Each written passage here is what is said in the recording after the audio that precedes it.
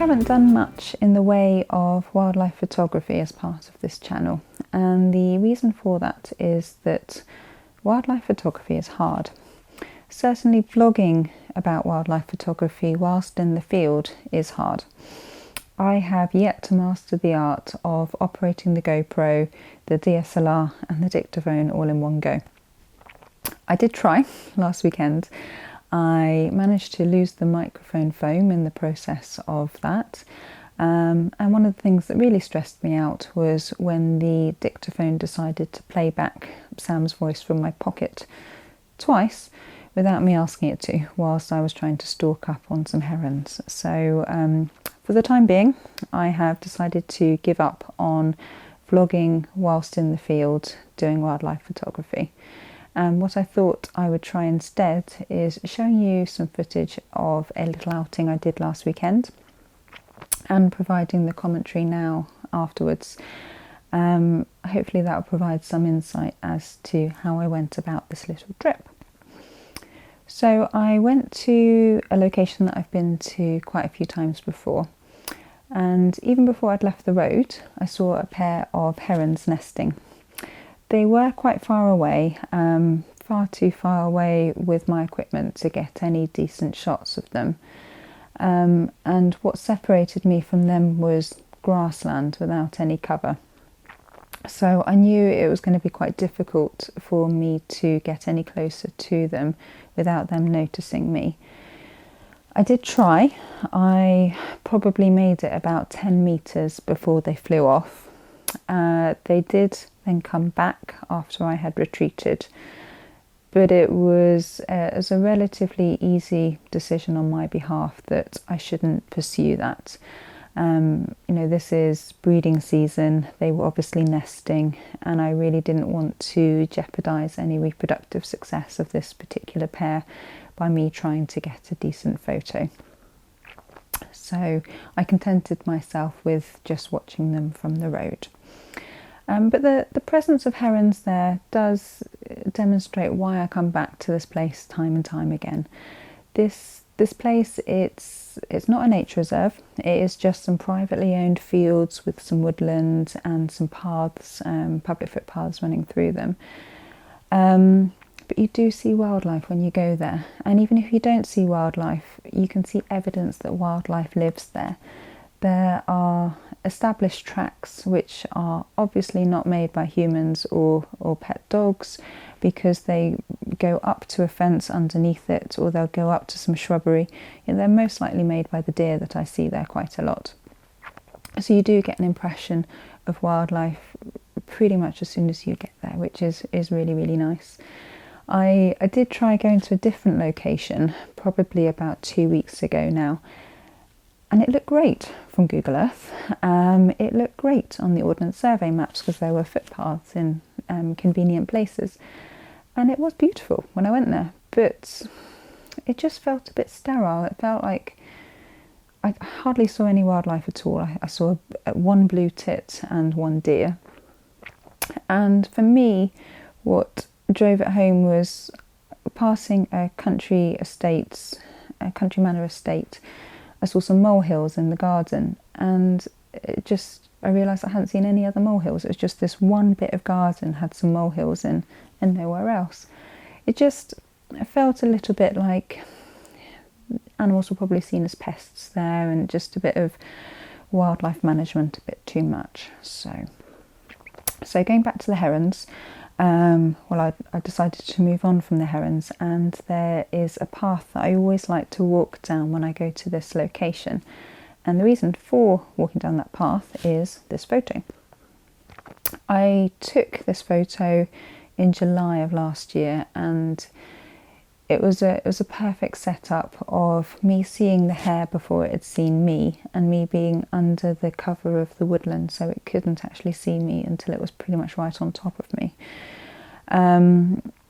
So I always like to go back to that path, just hoping that history will repeat itself. And I know that's an outside possibility, but I always like to do that when I go back to this location. So, but I couldn't do that because in the fields between myself and the path were a pair of deer. Now, I will be frank with you. and say that I don't get excited by photos of deer, and I have thus far pretty much avoided taking photos of them.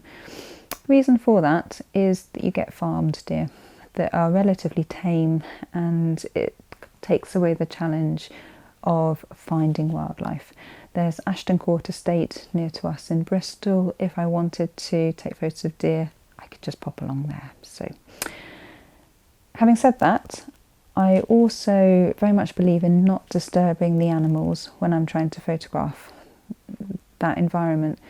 I don't want to scare one species and then inadvertently that species will alert the other one. So one of the other places I go to shoot hares, there are lots of pheasants, and they make an absolute raucous when they are spooked, and I wouldn't want that kind of noise alarming the hares nearby.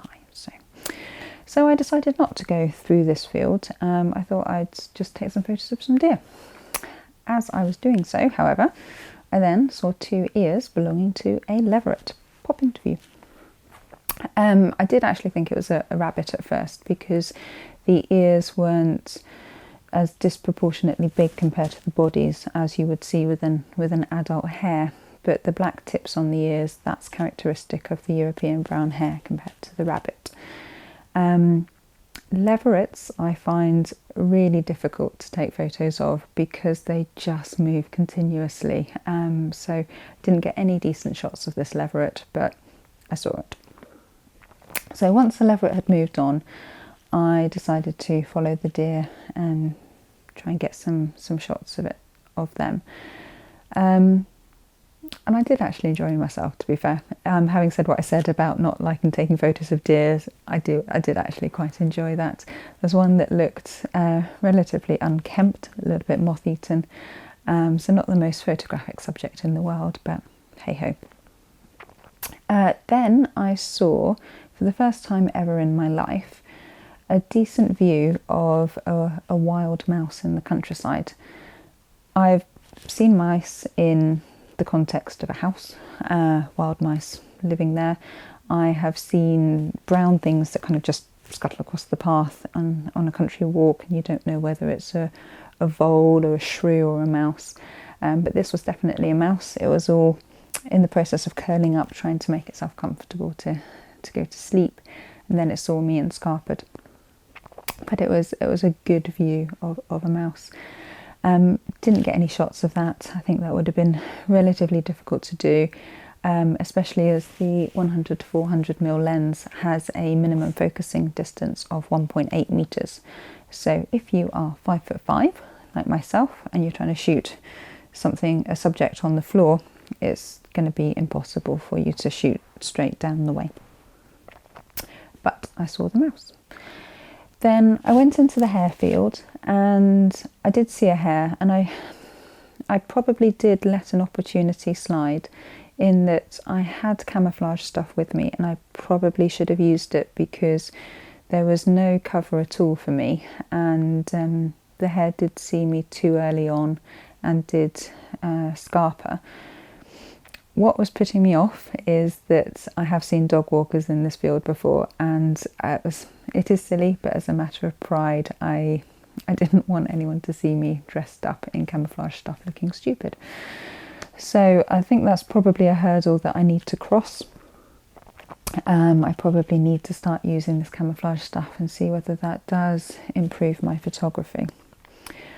But that's really what I wanted to convey to you, really. I wanted to convey the joy of walking around in the countryside with a camera and seeing wildlife, and I also wanted to document the learning curve that is wildlife photography.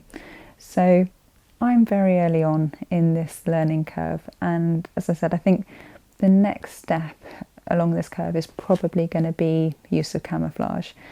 I'm also just very aware that videos on YouTube have inspired me to continue with the wildlife photography, and I just wanted to give something back and to see whether I can create a vlog about wildlife photography and inspire others potentially.